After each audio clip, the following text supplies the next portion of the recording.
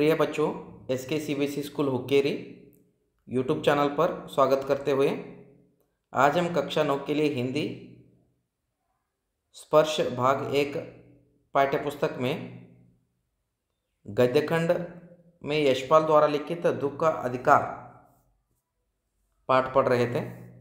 यहाँ पे आप देख चुके हैं कि पोशाक किस तरह मनुष्य के लिए बंधन और अड़चन बन जाता है। उसके साथ साथ एक बूढ़ी औरत अपने बेटे के मरते हुए भी खरबूजे लेकर बाजार में आकर सौदा करने के लिए बैठ गई है। तो इसका हालचाल को पूछने के लिए यशपाल कोशिश कर रहे हैं, लेकिन उनके पोशाक यहाँ पर अड़चन बन चुके हैं और लोग उस बूढ़ी औरत को देखकर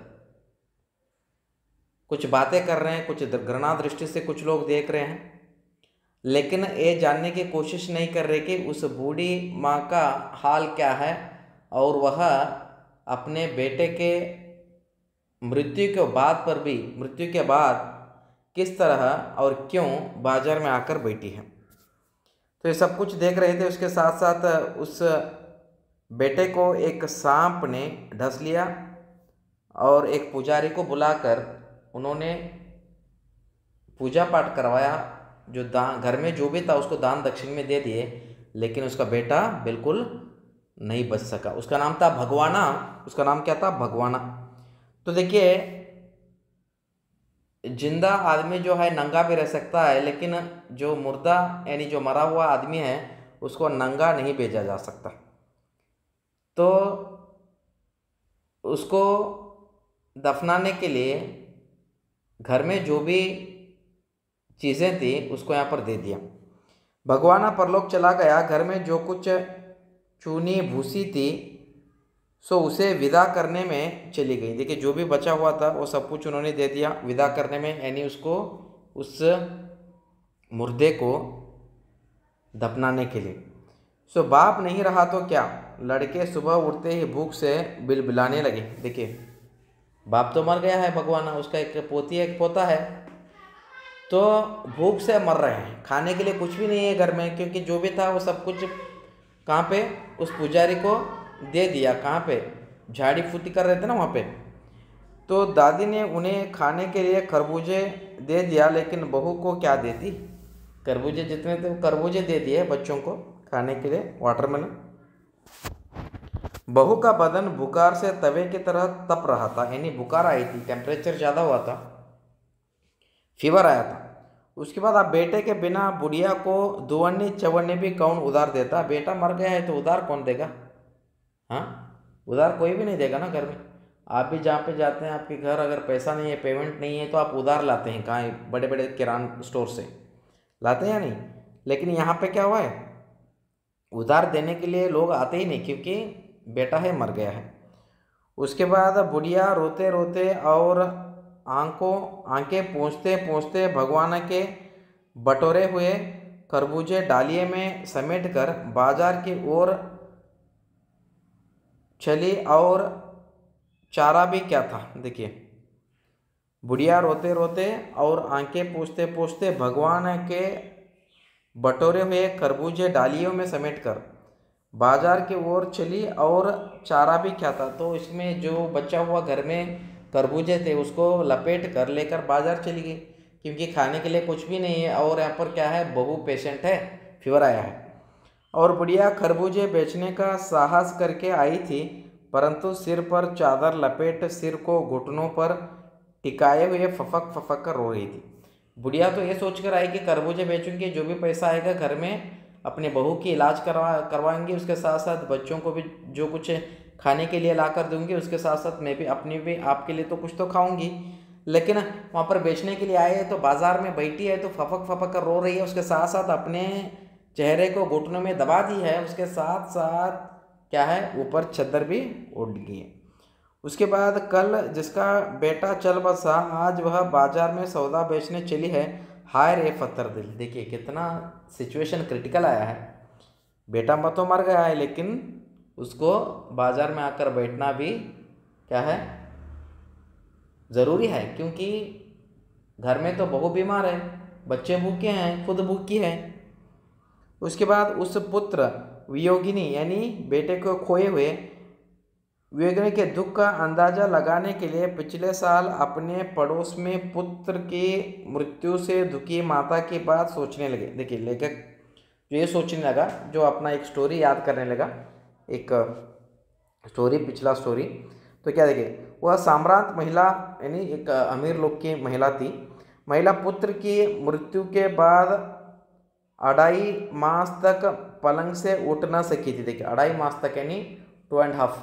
सो वहाँ पे 2.5 मास तक, मंथ तक क्या की, वो पलंग पर ही लेटी हुई थी, क्योंकि पुत्र जो है मर गया है, बेटा मर गया है। उन्हें 15-15 मिनट बाद पुत्र वियोग से मूर्छा आ जाती थी, और मूर्छा न आने की अवस्था में आंखों से आंसू न रुक सकते थे। देखिए मूर्छा यानी चक्कर आकर नीचे गिर जाती थी, कुछ समय आंसू भी आते थे, यानी रोना भी बहुत कुछ था उनका। तो 2 डॉक्टर हरदम सिरहाने बैठे रहते थे, यानी 2 डॉक्टर उसके इलाज के लिए वहाँ पर थे, यानी एक दूसरे औरत के बारे में बात कर रहे हैं यहाँ पे, अमीर औरत के। हरदम सिर पर बर्फ रखी जाती थी। शहर भर के लोगों के मन उस पुत्र शोक से द्रवित हो उठे थे। देखिए जितने भी लोग थे उस गांव के, वो सारे लोग उस पुत्र के मरने में दुखी थे। लेकिन यहाँ पे क्या हो रहा है, उस बूढ़ी माँ के घर में मरे हैं, जो बेटा मरा है, लेकिन लोग उसको गाली दे रहे हैं। लेकिन यहाँ पे क्यों गाली नहीं दे, क्योंकि ये अमीर लोग हैं। समझ में आ रहा है, अमीर लोगों को कोई भी गाली नहीं देगा, गरीब लोग हैं तो कुछ भी गाली दे सकते हैं। जब मन को सूझ का रास्ता नहीं मिलता तो बेचैनी से कदम तेज हो जाते हैं। देखिए सूझ का रास्ता नहीं, कुछ कोई सुझाव नहीं है तो क्या होता है, बेचैन, यानी कोई भी चैन नहीं, सुकून नहीं है। तो सुकून नहीं, जहाँ पे सुकून नहीं है तो वहाँ पर चलने, घूमने फिरने, सोचने के लिए मजबूर करता है। उसी हालत में नाक ऊपर उठाए राह चलतों से ठोकरें खाता में चला जा रहा था, सोच रहा था। देखिए सोच रहा था लेखक यहाँ पर, कहाँ जाए, क्या करे। तो उसके बाद देखिए, शोक करने, गम मनाने के लिए भी सहूलियत चाहिए, और दुखी होने का भी एक अधिकार होता है। देखिए दुखी यहाँ पर ये बताना चाहते हैं, जो अमीर और गरीब, अमीर के घर में अगर एक कोई तो मरा है, पुत्र मरा है, तो सारा गांव दुखी है। उसके साथ साथ उस महिला के देखभाल के लिए 2 डॉक्टर सिरहाने बैठे हुए हैं, यानी अपने लोड के पास बैठे हुए हैं, उसकी देखभाल कर रहे हैं। 2.5 महीने तक, 2.5 मंथ तक वो यहाँ पर क्या थी, बेड पर लेटी हुई थी। लेकिन यहाँ पे क्या हुआ है, उस बूढ़ी माँ के जो बेटे मरने के बाद बच्चे कुछ खरबूजों को लेकर बाजार में सौदा करने के लिए आना जरूरी समझा, क्योंकि अपने बहू को बीमारी से बचाना और बच्चों को खाने के लिए कुछ देना और अपनी ज़िंदगी भी चलाना उसको यहाँ पर ज़रूरत समझी। तो यहाँ पर कौन सही है, वो बूढ़ी औरत सही है या यहाँ पर लोग कहने वाले सही थे? आपकी राय क्या है? यहाँ पे बूढ़ी औरत 100% सही है। समझ में आया? तो इतना पार्ट है, आगे हम देखेंगे इसके बारे में और कुछ दूसरा पार्ट, और प्रश्न अभ्यास भी देखेंगे, और किस तरह फेसबुक लिखना है ये सब कुछ आपको बताया जाएगा। इसके बाद एक पोएम पढ़ाऊँगा, राइट। यहाँ कुछ शब्द हैं, देखिए। पोशाक का शब्द होता है वस्त्र पहनाओ, यानी पोशाक मतलब आप कपड़े पहनते हैं ना, अनुभूति, एहसास, फील करना। सो अड़चन, विघ्न, रुकावट या बाधा। अधेड़ मतलब आधी उम्र का, यानी जो बूढ़ी औरत थी उसका अधेड़ उम्र थी, यानी आधी उम्र हो चुकी थी, यानी 100 वर्ष आदमी जिंदा जीता है तो उसको 50 वर्ष हो गए तो अधेड़ हो गए, डलती उम्र का। व्यथा, पीड़ा, दुख, व्यवधान, रुकावट, बाधा, बेहया, बेशरम, निर्लज, यानी उसको बेहया औरत करके गाली दे रहे थे लोग। नियत, इरादा, आशय, बरकत, रुद्धि, लाभ, सौभाग्य। कसम, पति। देखिए कसम लुगाई के बारे में बातचीत की गई थी ना वहाँ पे। कसम लुगाई यानी कसम मतलब पति, लुगाई मतलब पत्नी।